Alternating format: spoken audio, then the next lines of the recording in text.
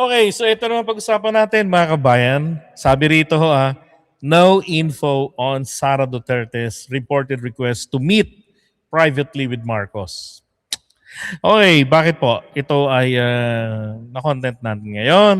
Kasi ang nakaraan kasi, eh, sabi rito ni Falsis, Sara Duterte, SD card Silicon Bobo, allegedly wants to meet with Puto Bombong, PBBM yan, to discuss a modus vivendi. SD card is said to be resigning.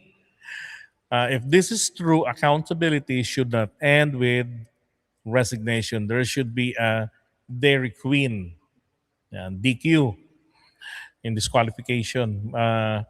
Sabi naman ni Diaz, tuloy pa rin ang impeachment para sa DQ.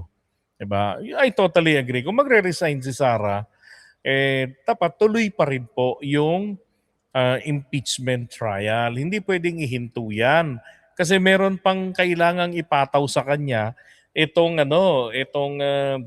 perpetual disqualification.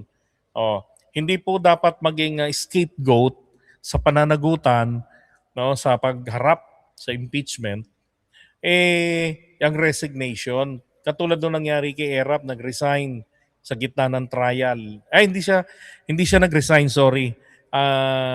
Morales ata yun, yung nag-resign, di ba? Na hindi na nagkaroon ng impeachment trial. Pero rito kay Sara po kasi mga kabayan, public official ito, elected, kumpara doon sa taga-ombudsman na nag-resign at hindi na napaharap. Yun naman kahit po natuloy ang trial noon at pinatawan ng perpetual disqualification, hindi naman yung mga kandidato matanda na rin, di ba? Pero dito kay VP, may balak pa siya kasi tumakbo. Yung purpose ng impeachment, pababain agad sa pwesto yung pinaghihinalaan na may hindi magandang ginawa na pasok doon sa tinatawag na impeachable offense or offenses. At magkaroon siya ng pagkakataon naman sa korte na idepensa. No? Sa Sandigan Bayan, idepensa ang kanyang sarili. Yun So ba't naman dapat mauwi sa ganun? Unang-una, hindi po kasi dapat nasasangkot ang mga taong yan sa mga katarantaduhan, sa anumang mga anomalya. Di ba? Now, nung una itong natanong sa akin noon, hindi ako naniwala na si Sara ay gustong makipag-meeting kay PBBM. Bakit po?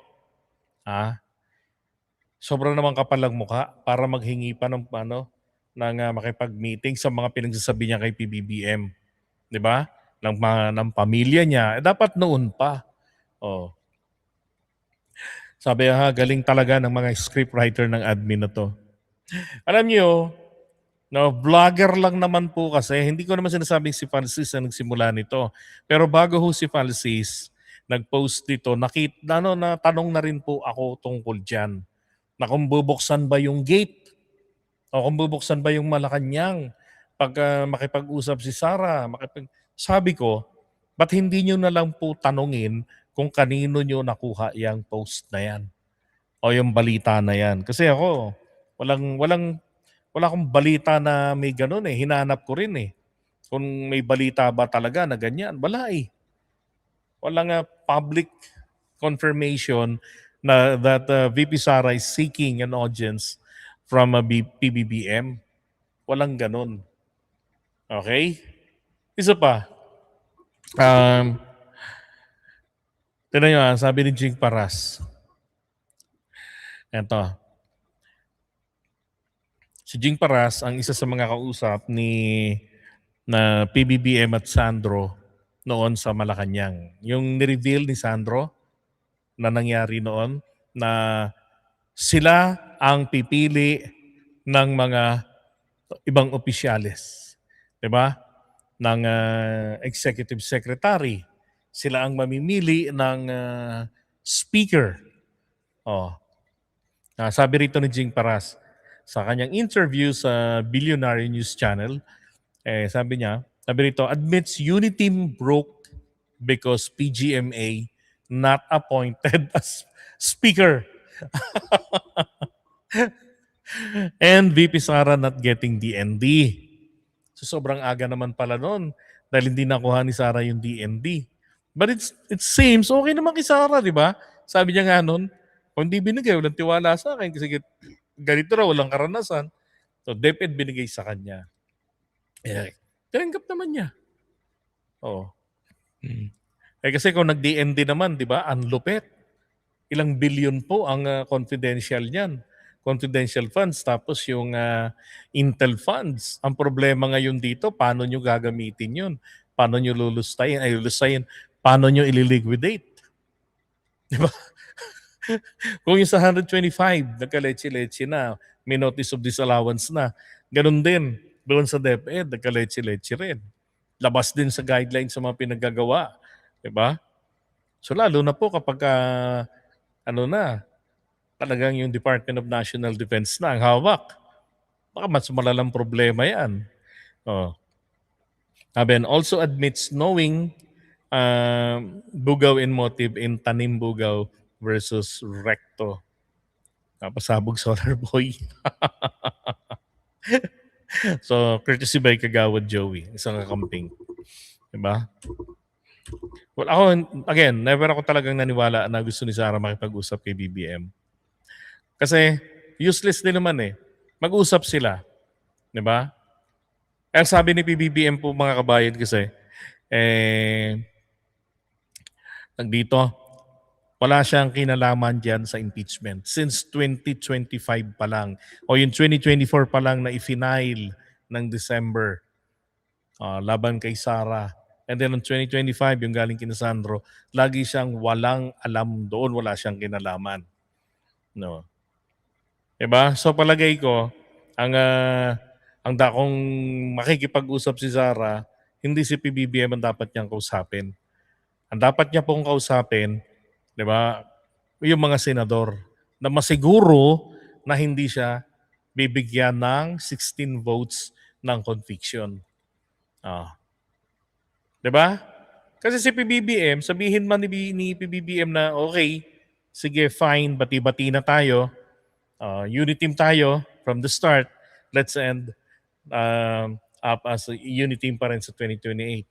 Pero mga kabayan, pinag-uusapan na po dyan sa impeachment trial, hindi na po si VP Sara.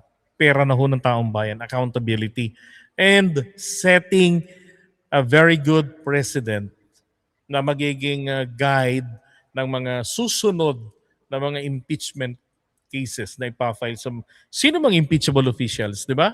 Napakaganda yung naging sistema nila sa tulong ng guidelines na ginawa ng Korte Suprema sa paraan ng pag-deny, di ba, doon sa impeachment complaint noong 2025 laban kay Sara. Nagkaroon ng guidelines, nagkaroon ng roadmap paano magiging maayos. Kaya nakarating ngayon diyan sa Senado. Di ba? Okay naman eh. Useless din naman, syempre hingi ng taong bayan, o hindi pwedeng ganun na mag-usap kayong dalawa tapos impeachment, tigil, ay. Di ba? Tapos sabi ng Pangulo, wala siyang kinalaman dyan, ang labo nun. Di ba? Kausapin ni Sara ang mambabatas. Baka malamang pa, makakalusot pa siya dyan sa impeachment trial. Pero kausapin si PBBM, dapat gawin ni BBM yun, tadyakan na yan eh. Diba? Biro lang, babae yan eh. Pero maaaring kausapin lang yan kung totoo man, magkaroon ng ganyang eksena. Kausapin man lang yan. Dahil sabi nga pala nun ni PBBM, kahit na sino naman, kahit na kabilang panig, makipag-usap sa kanya, kakausapin niya para magkaroon ng pagkalinawan. Pero hindi nangangahulugan magkaroon ng kasunduan na libre ka na sa pananagutan. Kasi ang usapin ng pananagutan, it is between the people and the politician. Diba? Hindi ito pwedeng sabihin na palakasan system. Hindi dapat gano'n ang mangyari. Na para magkasundo lang, kalimutan na natin. Itigil na ang lahat. Di ba? Hindi tama yung ganun. Alright. Ayun, sabi ni BJ Ganso, lusot ang China pag DND si Sara. Malamang. Once a month na naman ang patrolya ng AFP natin doon. Eh, totoo, mga inutil lagi imbento ng ganyang kwento, no, for the sake of content, di ba? Clickbait, ganon. No? Kasi alam niyo naman ng vlogging, kailangan controversial. Kaya nga yung iba, they resorted to using clickbait. Ang ganda nung thumbnail, kakit-akit. Sounds interesting. Putik pagbukas mo, masusuka ka sa laman. 'Di ba? Hindi man lamang nabanggit doon sa content 'yon. Oh. Okay, may si-share ako sa inyong video. Teka ha.